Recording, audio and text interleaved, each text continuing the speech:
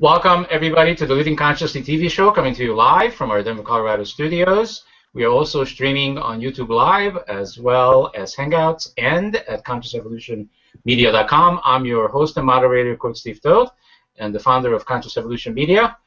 And our theme for this evening is the role of the Divine Feminine and how women can claim their leadership capabilities. Our guest this evening, let me introduce her. Her name is Gulkruk Khan. She's joining us from the UK, and it's like after 2 o'clock in the morning. So, graciously, thank you so much for staying up. I'm honored. Welcome to the show. This dates something, I know. So, thank you so much, and let me introduce you to the rest of the cast members. Right next to, on the right, to Gul. We're just going to call her Gul because, well, I will. I don't know about the rest of the ladies. Yeah, your choices of Gul or Gulkruk. It's up to you. So Linda Dyer is next in the middle, actually. She's joining us from that place where the kangaroos are roaming 24/7. That would be Australia. Welcome to the show. Yeah, thank you very much. And we stay up till 2 o'clock in the morning watching the tennis that's on in Wimbledon. Yay! Awesome. Yeah. Women are It's showing already their, the next day. women are showing their leadership capabilities there, no question. Yeah. All right, and we also have, last but not least, Susie Verdi, who's joining us from that place where the city never goes asleep. We never go to sleep here. It doesn't matter. 2 o'clock. Yeah, it doesn't matter what time it is. Nobody ever sleeps in the Big Apple. Welcome to the show. Thank you. Awesome to have you. So what a great theme we have this evening. Yeah. Let's talk about the role of the Divine Feminine first, and we'll talk about the other part. So Gul, as far as you can share with us, what do you think and feel the role of the Divine Feminine is? And then we'll share with the other cast members. Yes, I mean, I think, Steve, we've kind of come into a period now where it's quite evident that, you know, life is a little bit out of balance. And I think that the divine... Just a bit. And I think that, you know, the Divine Feminine is not just something that's for women. I mean, the Divine Feminine is within the masculine as well. Because, as you know, we are male and female, we are yin and yang, and I think that what's happening today is that there just seems to be an awful lot of discontent.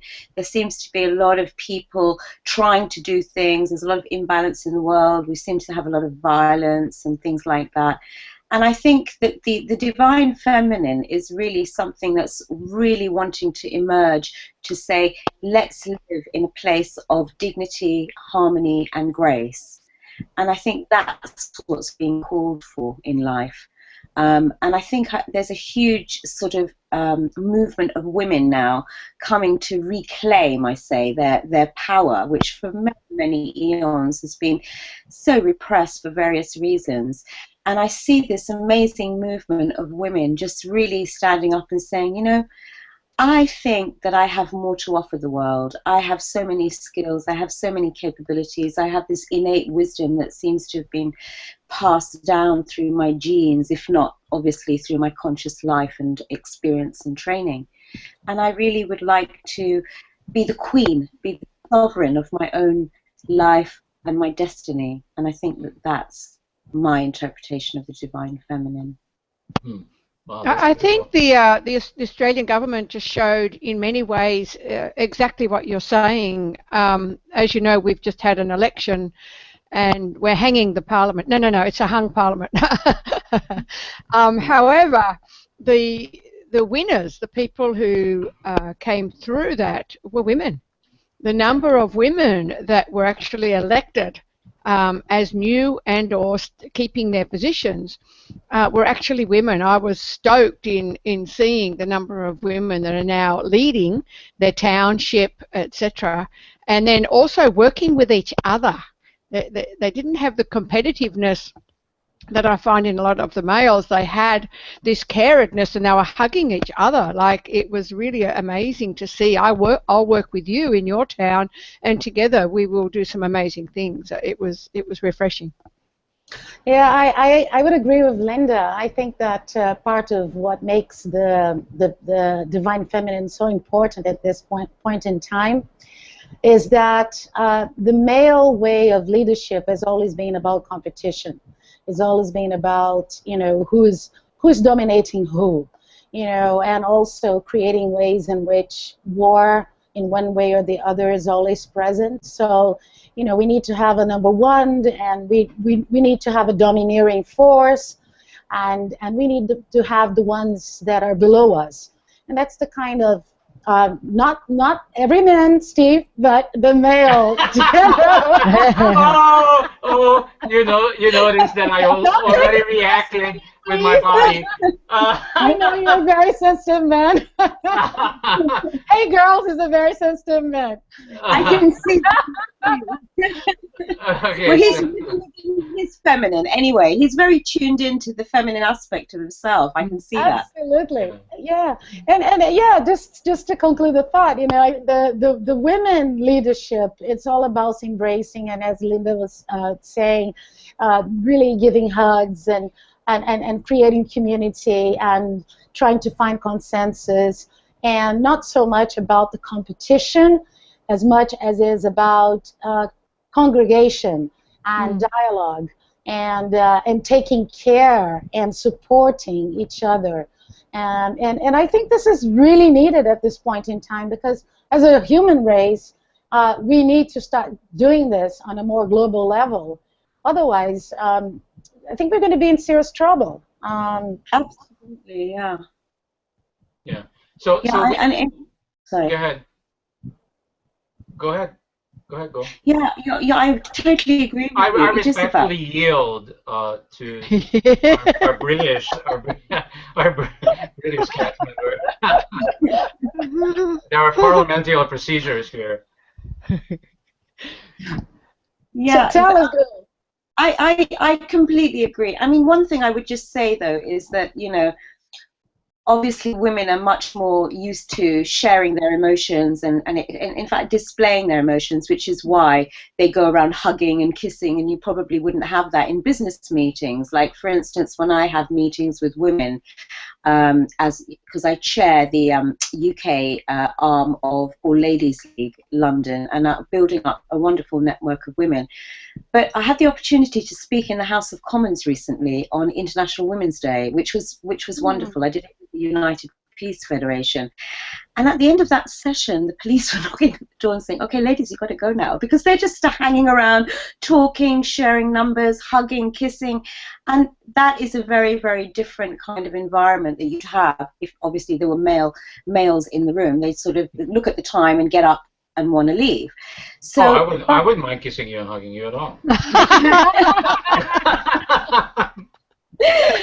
Why did I know that was coming?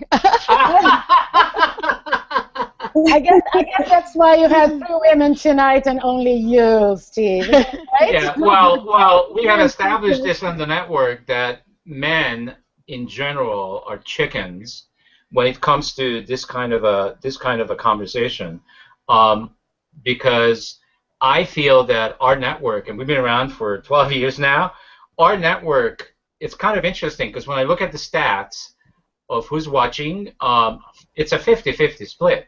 Half men and half women are people that are watching our shows. So that's a perfect split. But here's the thing: in terms of cast members and in terms of guests, usually who comes to these, I would say 80% are women, and that should tell you something already. What's off in regards to what we're talking about this evening? I mean, the network already shows you it's a reflection of what's happening in the world. Men are just too tight. They're just too tied up with themselves, I feel, and they just feel not safe to be with this many strong, powerful women, is the truth. That's very true, Steve. I was having a coffee with a guy not so long ago, and he actually said to me, Linda, it's interesting, but today in this world, some of us men feel awkward about how do we approach the woman of today? How do we, take them out, etc.? Because they're quite confident enough to take themselves out. Yeah, but yeah, that's for sure. that's very interesting because still women like to be courted, and still women like to have romance and to know they have a man besides them, but not because they need it. No. It's just because they appreciated it, isn't it? So I think that's the difference in the game these days. It's like how it is that women can be powerful and yet feminine. They can, be taken for dinner and not compete, but just be the lady on the table and the man on the table. So I think there's still a lot of field for us to learn. How it is that we can be powerful women and yet feminine. Because I think in the path of becoming powerful, a lot of the women lost the capacity of being very feminine. And as I said that, I'm even thinking of some leaders of the world, like the Brazilian president, for instance. And I can speak more objectively about her because I'm Brazilian. But she comes as this powerful woman, but zero femininity. And people comment about that. And it's almost like, is she really a female leader? I don't know if it is, or if it's some sort of in between, She's more like a male. People see her more like a male in skirts than a lady that is bringing this feminine power. Well, and I feel that's how this feminine movement that started quite some time ago has backfired. Because what women were doing, and I think they're still doing it, that they wanted to turn into a man. And the way they went about it is they copied men in terms of how men dressed, in terms of how they acted, in terms of how they carried a meeting, and so on and so forth. And what I want to talk about on the show is really not to take sides, because I think taking a side between men and women is a mistake. It's a huge trap. I think what I really want to talk about, but before we go there, I just want to also respond to the role of the divine feminine from my point of view. So for me, a couple of things that I certainly have learned throughout my life that's huge, that makes you guys very, very powerful. Number one is your ability to birth a child.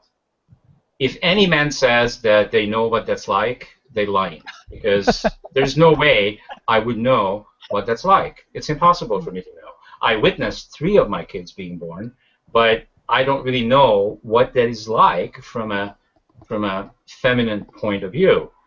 But to me, that's huge. And then where I want to take that is that your ability to take care of that child and make sure that he or she grows up in this world is another huge thing. That, not to say that men don't have that, because they do, but not as strongly as females do. You have this ability to bring something into the world and then help it grow and help it unfold and keep it safe and take care of it and be willing to give your life if that child gets into any kind of danger. I think that's huge. And the other thing is your ability to handle pain, because I've seen babies being born, and the amount of pain that you can take. I mean, we men are, I think we're chicken. We're chicken when we're talking about that we feel pain. That I don't think doesn't even come close to what you ladies go through when you have birth. So that's what I noticed, and then of course I noticed other things that you do, and you already mentioned those things, which is when I'm out with women and there's several people at the table, you have to go to the bathroom, you go together, you do things together. It's already a natural way of being for you to be with each other, which we men really don't know how to do that. Matter of fact, most men feel really weird about that, because if I would ask one of the guys at the table, do you want to go to the bathroom? that wouldn't come across real good. But that's so interesting That's so interesting because in my culture, when I was growing up, we guys, um, we were in cliques just like kids are in cliques here. And in our cliques, we were very close. Matter of fact, we kissed our male friends, not just on the lips, but also on the lips. So that wouldn't be taken, it would be misunderstood in this culture. But there was nothing, homosexual about it. It was just the same thing you ladies do. So what I'm trying to say here is that all of this has to do with mindset and what we are being taught and what we think, what we perceive as in terms of what we do, what it means. And it means different things mean different things in different cultures, which is really weird. You know what I mean? So men are capable, because I know I was capable of kissing a guy, and I didn't have any sexual feelings towards them. I just felt really close. It meant it meant closeness. Isn't that what it means for you ladies? Absolutely. And you guys are hugging and kissing, and you just feel really close.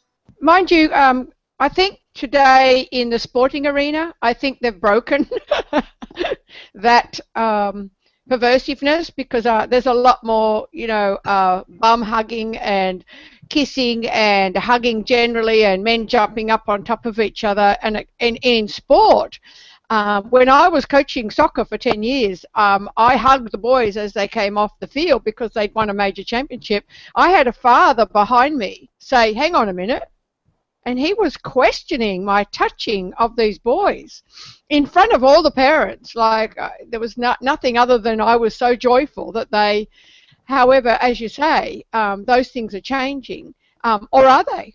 Because the no touch policy at school, and so all the kinesthetics, all the touchy-feely kids, the 40% of our population are a bit, awkward, feeling a bit awkward about who they should touch. And I think we've mentioned this on the show before, Steve, when you said you found it awkward even sometimes around your grandchildren because of the perception, if you like. Yeah, like for that reason, I decided not to change my grandkids' diapers, because I don't want anybody to to say weird things, because it's just weird anymore. It's just you just can't. It's just not safe, I don't think, anymore, because of all this stuff that goes on out there about what's right and what's wrong. Everybody's focusing on what's right and what's wrong, and instead of people just living their lives the way they feel. And if I feel like touching my my granddaughter and hug her, which I do all the time, and I kiss them, I do it to all of my kids, because, for example, my dad never kissed me, ever. I never got a kiss from my dad, ever. Nor have I gotten a hug.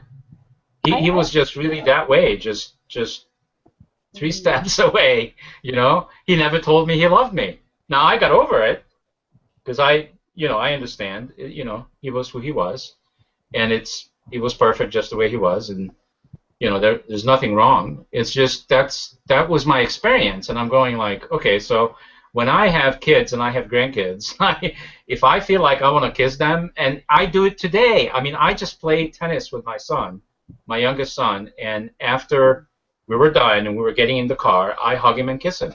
And he's 31 years old. So what? And he doesn't feel embarrassed. Well, I think that touch is a very primal need of every human being. And, this word touch has become very poisoned by, wrong interpretations. People would almost like think that there is some sort of, sexual connection to it. And yet, primal touch is what happens, say, just using your example, when a baby comes out of the mother, the first important things to do is to put a baby on, her mom's chest, on her breasts. And so, because this is the primal sense of belonging that we need to have. And so, the moment in which we forget that, we kind of are cut off the flow of universal love. So I guess that divine feminine in that respect also means how it is that we can translate the way we relate to the world to, bring it to a higher expression, and understand that, we need love, and I'm not talking about romantic love. I'm talking about universal love, divine touch.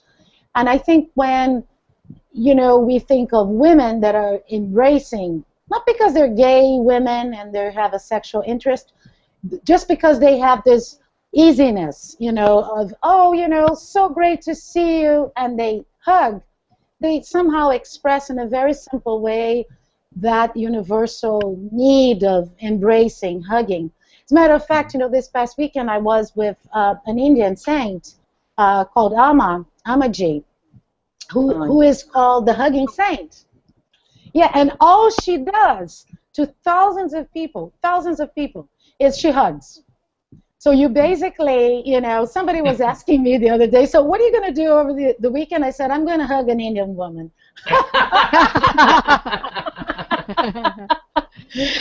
But Right. it's not only the hug, it's the mother's hug. The mother's hug. She's Yes. amazing, no? I mean, I've been Yes, hugged by she's wife amazing. in London.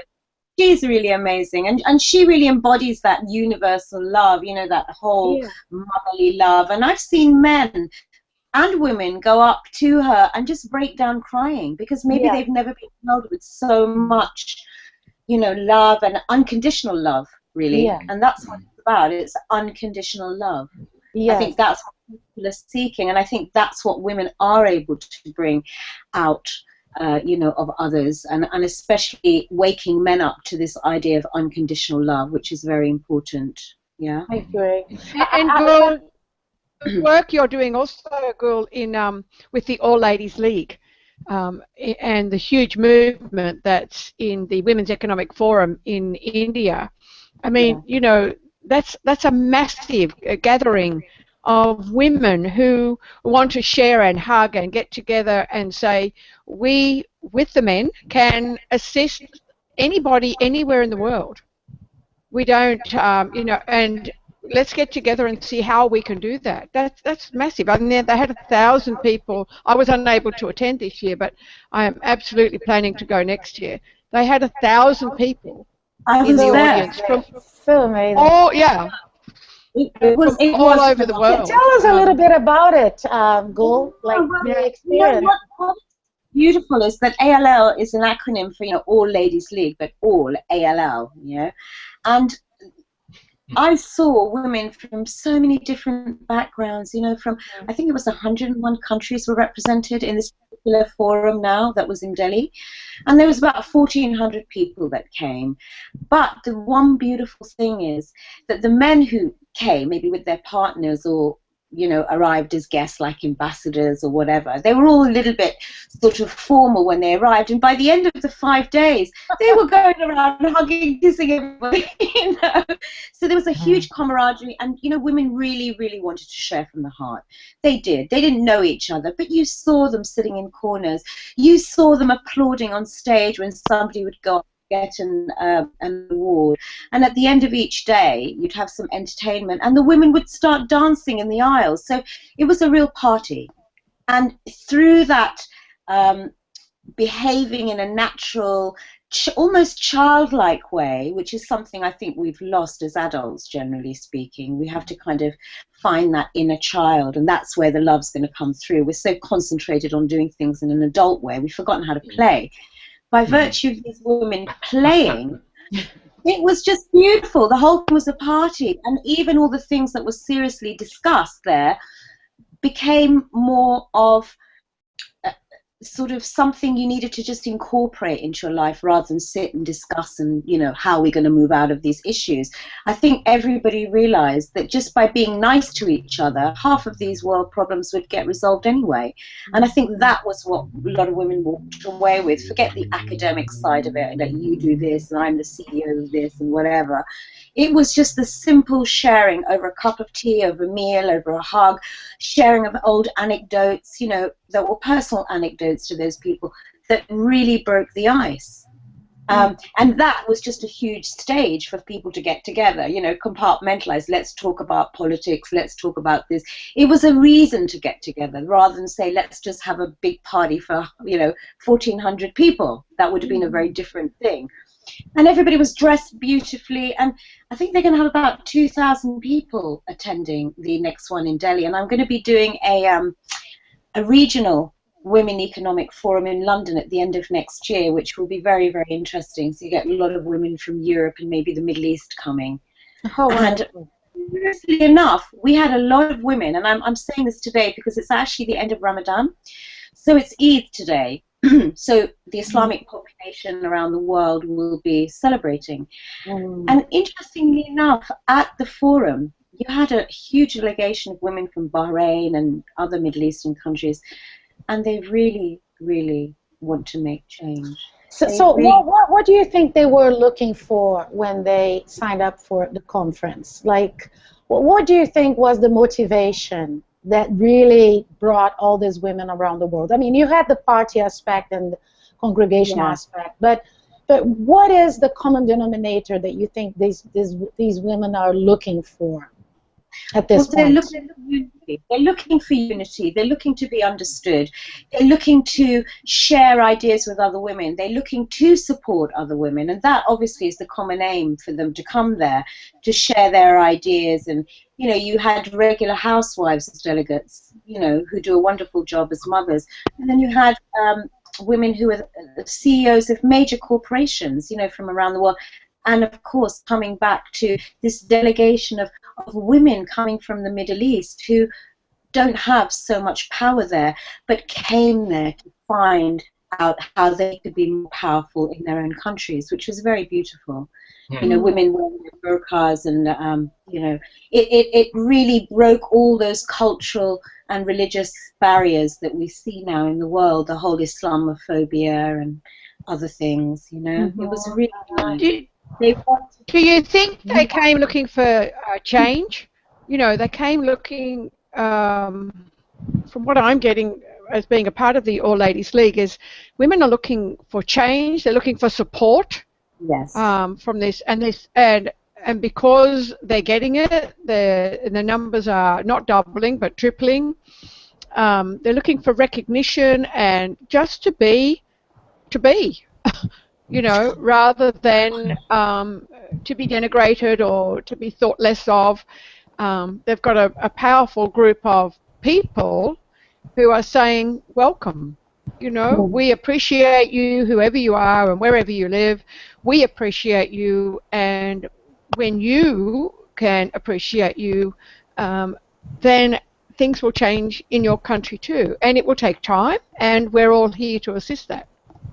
One thing that I find very interesting, I've been just following a lot of the women's movement around the world, and there's a lot of conferences taking place in the U.S., very progressive conferences, and the movements that you are heading as well in India and the UK, and one thing that I find very interesting from the more sociological perspective is that, like, when you're talking about women coming from, say, did I hear you say Saudi Arabia? I think that Bahrain and so we're talking about very, very clear male-dominated societies, and so and yet you see women and looking for empowerment in the USA and in Europe as well. So I'm like thinking, what does power mean, and what's the difference between the power that we are all looking as, women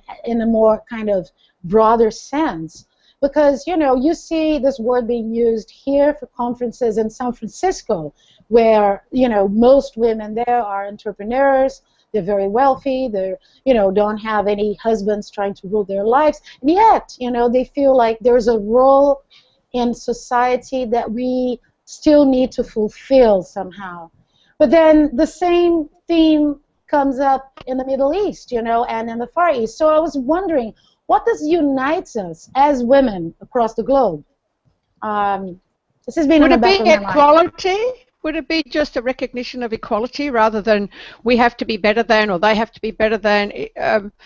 is there a sense of, you know, equality, that we're all taken equally in what we can offer? I was raised by a father from Wantorn, England, that didn't give any of the girls a middle name. It wasn't important. He was raised by his grandmother. And so while I adore him, he's 92 now, and I'm about to take him to England and America to a birthday party of a 97-year-old. For me, it's about, you know, that's the way he was raised, and that's, you know, he couldn't understand even me going to university. What do you want to do that for? You're a woman, you're a girl. So things are changing dramatically, where we can stand up and do our own thing, but we don't necessarily, I don't believe, we don't necessarily have to overtake or disempower men in the process. Definitely not. The fact that we can appreciate everybody for who they are and their role. I'm not sure if we want to be equal, honestly. I'm not sure, because equal is like, it's like a competition. It goes back to what Steve said before, which No. I'm not talking about competition at all. I don't believe in it. I only believe in creativity. Yeah, no, I didn't say you said that. I'm just saying, like, I'm just thinking out loud. I'm saying, like, you know, what kind of leadership that wants to emerge that is completely different than what we had before, that is more about cooperation, that is more about, you know, creating a whole, even economical system that doesn't exist yet, because the economical system is based on male principles of competition. And so the whole system, if you think about it, is male. So, you know, as we move on as leadership, I wonder, you know, what will be the repercussions on a bigger scale. So can I just jump in here for a minute, because this is like so coming to me so loudly. so the way men created what they created, as far as I can tell, is that they created separation between men and women. And what I'm curious about is how all these feminine movements are creating something new, or creating the same thing what man has created, which is supported by separation. Now women are separating from men and creating their own power. So this is just a concern, a question, and a wonder of how is that going to go? Because if they're going to recreate what man has already done, hey, I agree. we ain't getting anywhere. So what do you think, Go? Noisy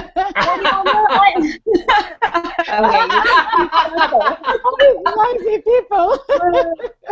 No, I think we are making headway, and you know, as you rightly said, it isn't about, you know, hey, this is all women power, and you know, you men stay behind. We want to, you know, we love our men, we need our men, we want to co-create with men, but it's very important that you look at two sides of things, because you know, men are people that, you know, men push for things. Women sit, they, you know, they're almost like the oracle, you know, they're very in touch with their intuition, they bring different things to the table, and I think that we need to find this path where we are co-creating, where we can be exactly who we are. I mean, I made a film on the spirit of martial arts, which actually has to get released later this year. I saw the clip. It was gorgeous, beautiful.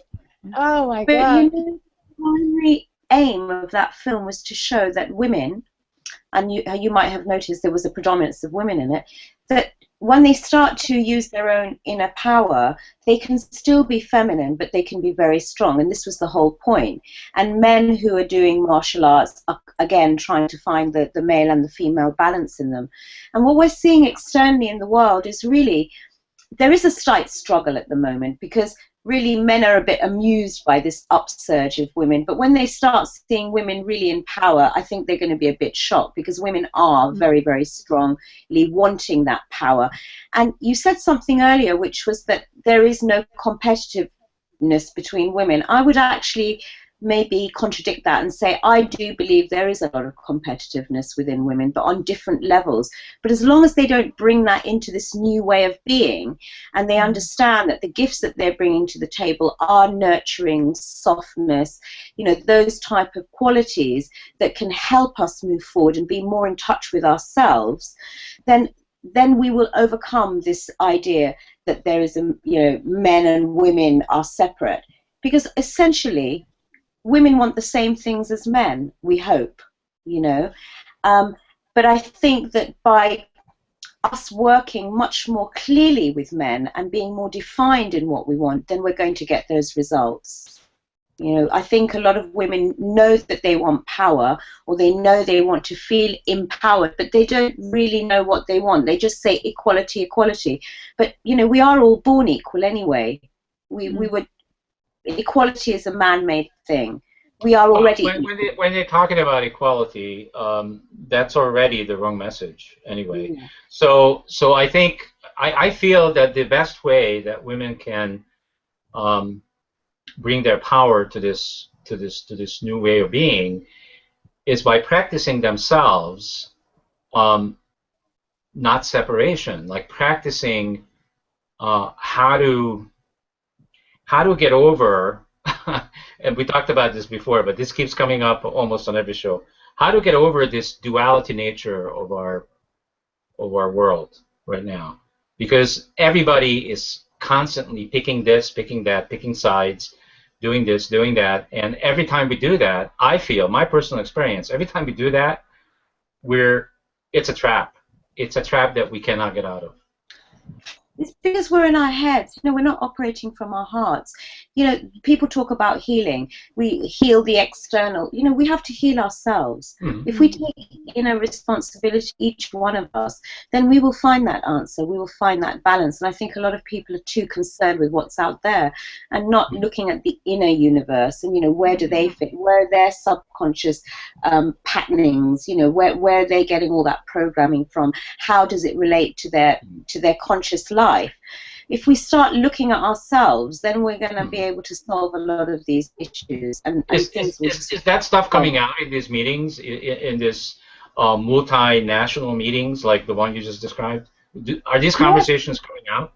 I think they are, very much so. I mean, there were a lot of topics. There were so many sort of workshop topics that covered a lot of these things. But even women sitting together, they would be talking about that. And, you know, you would be sitting and seeing women who would be sharing really personal stuff about their lives, just women who'd never met each other, sitting around over dinner. And at the end of it, they'd walk away. You'd see a few tears, you'd see hugs.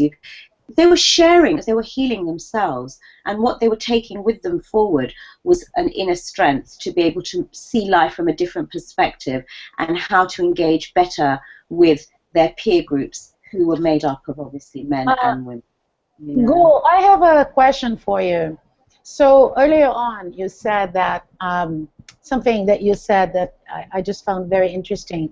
You were talking about a very specific way in which women can compete with each other, and that in scenarios like the conferences, for instance, or the, you know, of the All Ladies League, it's sort of put aside because, you know, the work changes and changing their perspective. But going back to that you know, information that you offered us about this primal competitiveness of women, I would ask you, would you agree that part of the way in which women competed in the past, from the old model perspective, was perhaps to get the attention of men? So like if you think on a high school, for instance, the girls, they would compete to be the most beautiful, the one that's most desirable, the one that is most, so usually to get attention on their feminine qualities, whereas when you mature as a woman, you're more sure of yourself, and then you don't feel like you need to compete so much, you can just be. Would you agree with that? What's your opinion? I totally agree. I think competitiveness is just, it's something that's there in everybody, you know, and I think it's about where, exactly as you said, when you've developed enough to know that none of these things matter and you're so sure of who you are, then you don't need to compete. And when your vibration is high and you are, you know, very comfortable in your space and you're very loving and you're operating through your heart and through your, you know, being centered in your core, then what you need comes to you anyway. We don't need to go and grab and get things. I think this is what we need to move away from. We have to shift our perspective to another perspective and say, just by being, just by loving, everything will come to you. Well, and we want to run out and grab and get, even the men, and the men wanting to get the women. So that would be a big quality of the divine feminine to start with, right? That we could develop and teach the world, that quality of being more in the heart and sharing more and embracing more from that space of just beingness. Would you agree? I totally agree, and you know, you hear a lot more big groups for mindfulness and meditation that are surfacing now, and women are taking this into schools to teach young children, funnily enough. There's some programs being taken into schools to show children how to be more mindful, and women started these programs, interestingly enough, in the UK, and I've seen in some other countries. So it's already happening. I think we're just refining the process, and the more we're moving forward and refining the process and allowing those women who actually are very experienced to kind of lead the way, a lot of women just want to come on board and just say, hey, I knew that, I knew all about that, I was doing that, but there was nobody to support me and nurture me, and now I want to join forces with other women. I know it sounds sort of almost but hold on, but who's coming on board? The ego or the real core self, the real person? From my perspective, who's coming on board? I think from my perspective, because I can only speak for myself and my experience, I have seen so many women who just look and they see other women doing this stuff and they think, I just want to help. And I have women coming to me saying, I don't need any payment, but if you've got a function, I'd love to be there to help so I can meet other women and I can learn more. And that's what's happening. I mean, it's happening. It happened last week. I had an event. I had all these women calling me up, and how can we help? What can we do? Which I found beautiful. And of course, we never know where the ego ends and spirit starts. Ultimately, it's every person's individual evolution. And even if it is the ego, so what? When you have so much love that flourishes, the ego ultimately melts anyway. You know? So you were at the House of Parliament, right? Speaking about this subject. So what could you share with us about the perception of, say, quote unquote, the mainstream about, you know, all this revolution, you know, divine feminine revolution? How did they perceive you? What can you? I spoke a little bit, but I didn't speak so much about the divine feminine because we had a number of other speakers hosting the event. But what we did have, we had a number of speakers there who were talking about issues that women were facing. Like, if we really wanted to have empowerment, what were the obstacles stopping women? We had issues in the workplace. They couldn't go out and work and be mobilized because they didn't have any facilities really for childcare, or they weren't being paid the same as men. All these issues were actually being discussed on International Women's Day. And then, of course, women who had struggled in their lives to reach certain positions.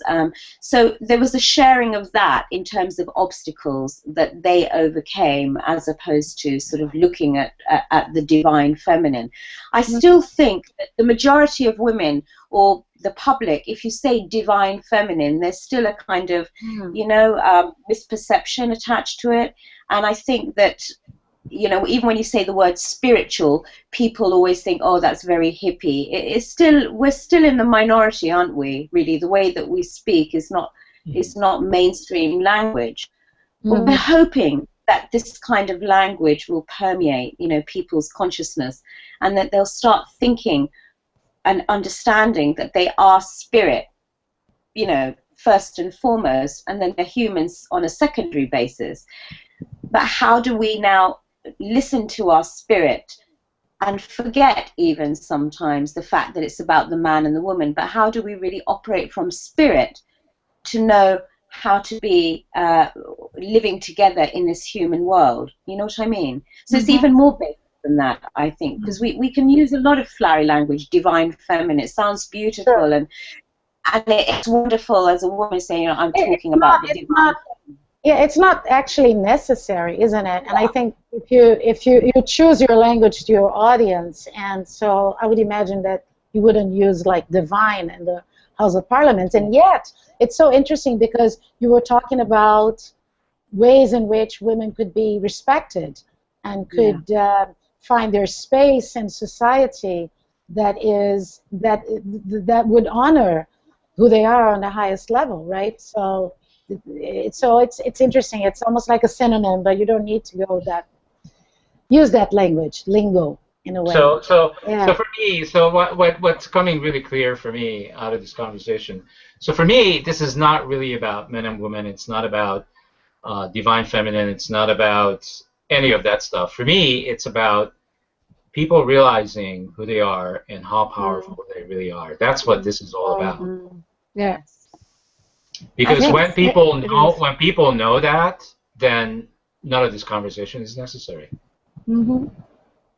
And you know what? It's very interesting that some of the women I've been working with lately, they're leaving corporate, left, right, and center, and they're feeling amazing about their own talents and etc. and working on a business that they can maybe not work in corporate, but also that they can sell back to corporate.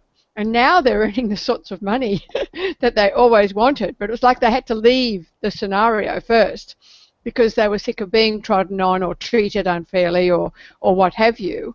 And they're feeling amazing. It's like a sense of freedom that, you know, they can now feel wonderful about what they're doing, bring out their femininity side, but also take that back into an organization that has not really embraced that, and provide the most amazing gift in their training and in their work. And I'm wondering how many corporations around the world are going to realize that they're losing a lot of their female staff who are finding themselves, but it's outside the corporate world. So I can't let this show finish without asking this question of Gul. So it's very possible that the United States will end up with a female president for the first time ever in the history of this country. What do you think the impact of that will be? Oh, tremendous. I mean, absolutely tremendous. But at the same time, I just want to make one small comparison. When you look at Trudeau in Canada, he seems to be operating almost like a woman, you know, with the way that he has his policies and he shares and he embraces people. I have a great respect for that man, and I think that at the end of the day, really, it doesn't matter about man and woman. If you're doing the right things in that role, that's what matters. And if we do have a woman, let's hope that she, again, as Steve rightly said, she's not repeating the same thing and we're going back in that cycle and she's trying to be a man, but she's a woman. Do you know what I mean? If you're going to be a woman president, you need to bring something else to the table. You need to really show that we need to nurture ourselves and each other, and we need to enjoy life, and we need to be more loving. And what I've seen of Trudeau is that he does actually naturally employ those qualities, and I just wish other leaders were like him, because he's a very conscious being from what I see, at least in the media. You know, we love him in the UK. But isn't it a combination of bringing that, you know, that feminine quality as well as the leadership? I mean, people want some great leadership, but they also want to know that they can contribute. Like you were saying before, it's just on a small level where people are contributing to you, Gail, running events. We want to be able to know that we can contribute to the government and the way things are run, and not be taken lightly simply because it came from a female voice. So, as you say, there can be a male or female leading the country, as long as everyone feels like they're being that the leadership is of equal proportion to everyone within it. I think the good aspect about having a female leader is that people are not used to seeing positions of power being taken by women. And it's almost like, you know, like if you're with a man in the car, it's almost like assumed that the man is going to drive. You know, there are certain things. If you go out for dinner with a man, you know, especially if it's the first date, it's almost like assumed he's going to pay the bill. You know, there's a lot of things that we give, we sort of transfer this power responsibility to man. And to have a leader of a whole country, like, the Prime Minister of Scotland, for instance, I think she's amazing, amazing. I mean, for me, I've been following her ever since, this whole division now, the division of Britain from the European community. It's just been, for me, a very lovely example of a strong woman. She's definitely a strong woman. But she comes across with her beliefs, and she comes across with, her feelings for her people, and da-da-da-da-da. It's beautiful. And I guess, seeing more women in power as a woman, for me, it reminds me that, great, it's like the wheel's turning. And it's turning wisely, hopefully wisely. Yeah. We just don't want the skirts out there, right? We want the wisdom. Yeah. Yeah. I mean, in the UK, we have the Queen as the head of the state, Yeah. And we had Margaret Thatcher, who was, the Prime Minister. We're kind of used to women sort of being in Iron Lady, generally. But again, we're coming back to the same thing. Unless they're going to imbue life and their leadership with those feminine qualities which we are so seeking to see, that of understanding, nurturing, love, care, compassion, then it doesn't matter who's leading it. Ultimately, you can have a man who's really also showing those qualities.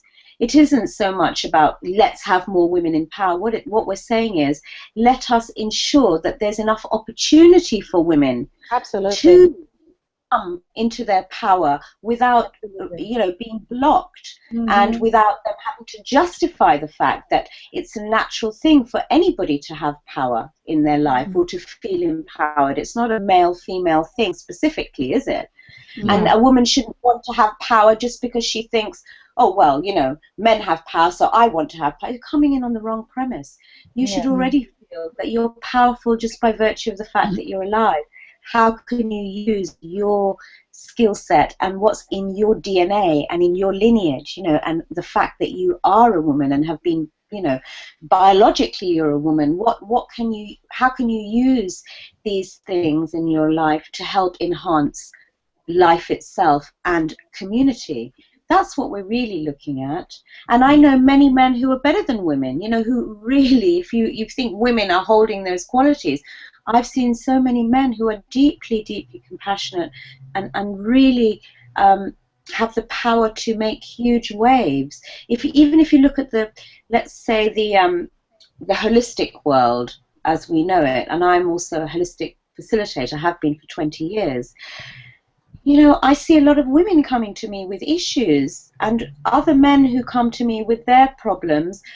I see they're more in touch with themselves sometimes than the women are in touch with themselves. So there's a lot of conflicting things going on.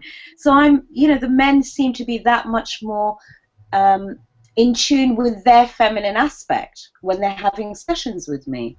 And the women seem to be much more hardened. But then maybe that's an effect of society making them feel that they have to fight that much more. So it's a very complicated thing. Yeah, it's complex. It's complex. Yes, we can never create a rule that, it's about embracing, and I think we are in a moment of bringing all those dots together. And so it's so organic, isn't it?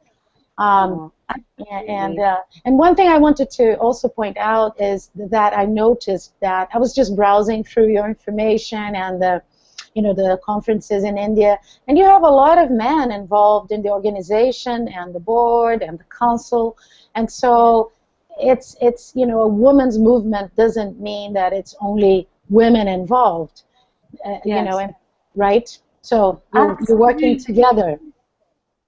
It is, because we can't do the things without the men. I mean, I'm not talking about just, the logistical stuff and driving the cars. We're carrying the boxes. And lifting heavy weights. Yeah. they really are so many men who would love women to move forward. I've met the remarkable men, honestly, and I say it's for all. Yes, primarily, obviously, we're trying to mobilize and assist women, make them feel more supported, make them feel like they have a right to feel empowered, they have a right to equality of pay, education, of course in the underdeveloped countries more so than in the Western countries, I would say. But you know, what really strikes me is how much men are almost having a sigh of relief, like, phew, that was a heavy weight I had to carry on my shoulders for, you know, eons. I don't mind, let the women go ahead and do it. Now I don't have to be the main breadwinner and have to carry all that responsibility or have to be the one moving the boat forward, you know, with my family. I've got the woman at my side who can do the same.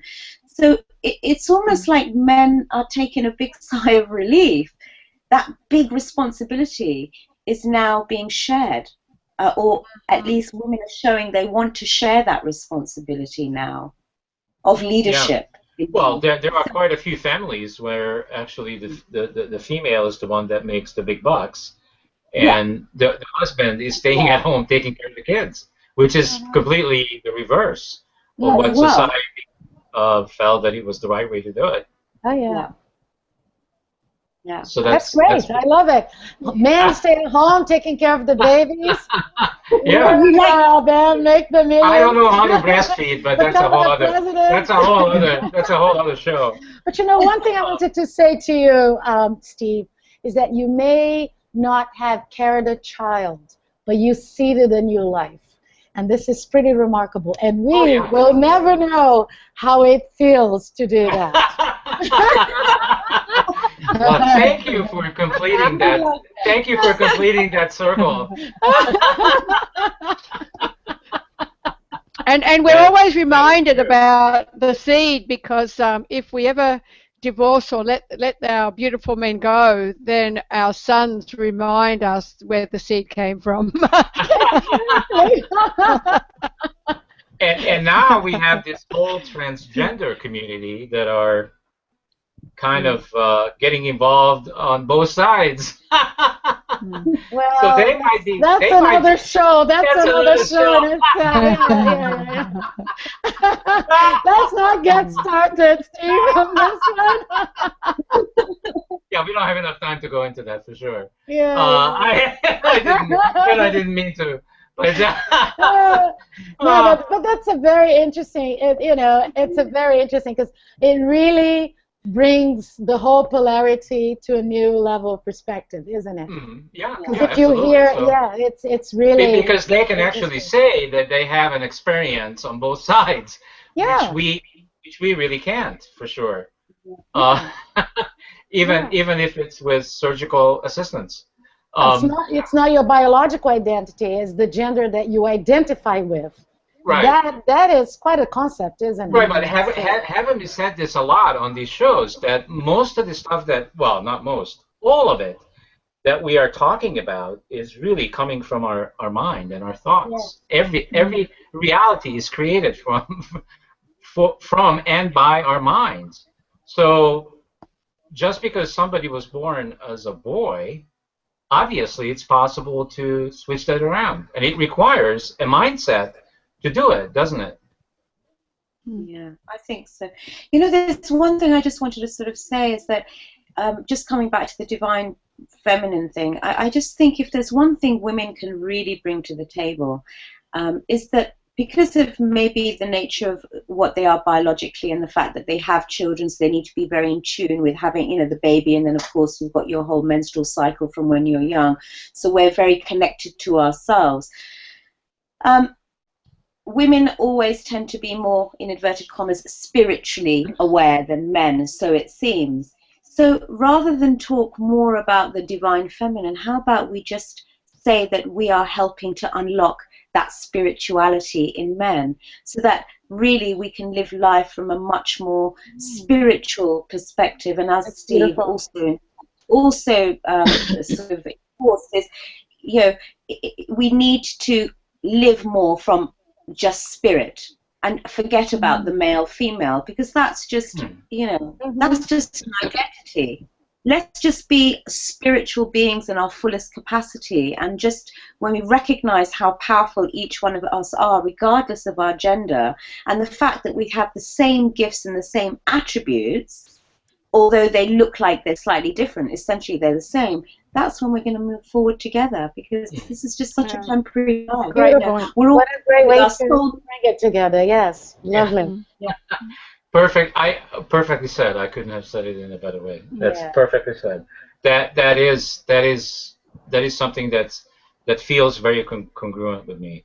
That's really the next step, is to bring everybody together, and it really goes to what we've been talking about too for a long time, the oneness. You know, we talk about it, but then everybody gets lost in their individuality and separateness. But we keep talking about that all of us are connected and all of us are one, and I certainly feel that many, many times. And that's what else is there, really? I mean, if we all recognize how powerful we are, then we can create anything, including what Gul just said. Anything. There is no limitation. It's happening. It's happening. Yeah. It's beautiful. The beautiful part is it's happening. Yeah. Awesome. We're we're at an exciting point in life, you know, really, where that, you know, we're at a pivotal point now. We have the power, really, if we're conscious beings, if we really do wonderful shows like Steve's doing to spread this awareness, people automatically feel empowered and supported and think, oh, I'm not the only one that thinks like that, because I bet a lot of people think like this anyway. They just don't know how to voice it. They don't know how to express it. Yeah, no, none of you are crazy out there. This is completely normal. Feeling like this is completely normal. All right. So we had an awesome conscious hour, and it goes really, really fast. So, you know, I want to thank Gul, our guest. Thank you very much for being on the network. You were absolutely fantastic. I loved everything that you talked about, and really the big theme was the divine feminine. And I think you're a fantastic example of what divine feminine is, and so are our guests, or cast. You are the guest. I just almost confused. But guess what? Linda, Susie, you ladies are also perfect examples of the divine feminine. So if anybody is wondering what does that look like and what does it feel like, just watch the show.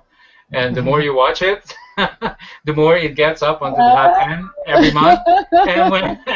And when it gets to the top 10, we go to public television or cable TV or who knows what else that we're going to create, because it's unlimited. We can create anything we want. So that's what I'm working on. So thank you so much for all of you for being here and sharing your feelings, and also what represents to you the theme, which is the role of the divine feminine and how women can claim their leadership capabilities. Fantastic. Thank you. We'll see you guys again next week, same time, same place, ConsciousEvolutionMedia.com.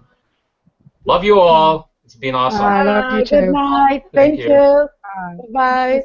Bye, Gul. Bye-bye, Linda. Get some sleep. Get some sleep. Bye. Last thing, I think you're a perfect example of the divine masculine. Now that's a show. All right. Thank you. I'll have to put out an APB on that one. Okay. Thank you all. Bye. Bye. Thanks. Thank you. Bye-bye.